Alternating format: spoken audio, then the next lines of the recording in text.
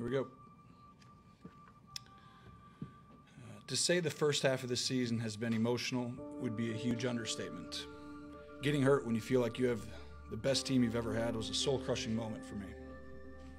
Then to learn it's not 3 or 4 weeks, but 10 is another blow. And through it all, you have a tremendous amount of guilt on having let your teammates, fans, and organization down.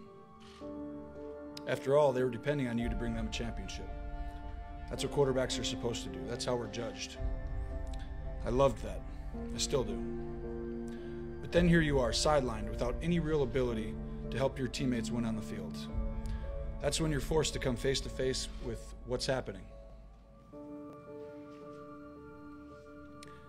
Seasons are fleeting, games become more precious, chances for success diminish.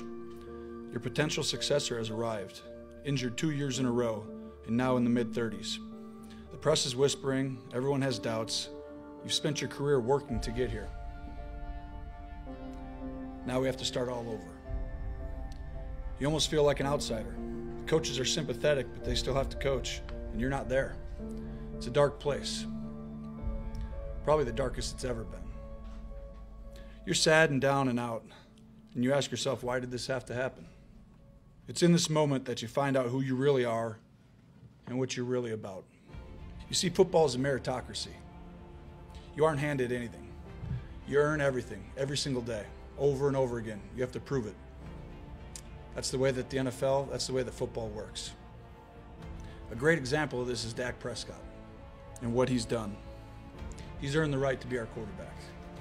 As hard as that is for me to say, he's earned that right. He's guided our team to an 8-1 record, and that's hard to do. If you think for a second that I don't want to be out there, then you've probably never felt the pure ecstasy of competing and winning. That hasn't left me. In fact, it may burn more now than ever. It's not always easy to watch. I think anybody who's been in this position understands that. What is clear is that I was that kid once. Stepping in, having to prove yourself. I remember the feeling like it was yesterday. It really is an incredible time in your life. And if I remember one thing from back then, it's the people that helped me along when I was young. And if I can be that to Dak, I've tried to be, and I will be going forward. I think you all know something magical is happening to our team. I'm not going to allow this situation to negatively affect Dak or this football team by becoming a constant distraction. I think Dak knows that I have his back, and I think I know that he has mine. Ultimately, it's about the team. It's what we've preached our entire lives. I can remember when I was a kid just starting out and wanting to be a part of something bigger than myself.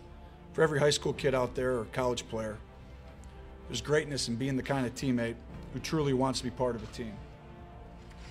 Everyone wants to be the reason they're winning or losing. Every single one of us wants to be that person. But there are special moments that come from a shared commitment to play your role while doing it together. That's what you'll remember. Not your stats or your prestige, but the relationships and the achievement that you created through a group. It's hard to do, but there's great joy in that. And all the while, your desire burns to be the best you've ever been. You can be both. I figured that out in this process. It's what separates sports from everything else. It's why we love it. It's why we trust it. It's why I still want to play and compete. Lastly, I just want to leave you with something I've learned in this process as well. I feel like we all have two battles or two enemies going on. One with the man across from you. The second is with the man inside of you. I think once you control the one inside of you, the one across from you really doesn't matter. And I think that's what we're all trying to do. Thank you, guys. Appreciate it.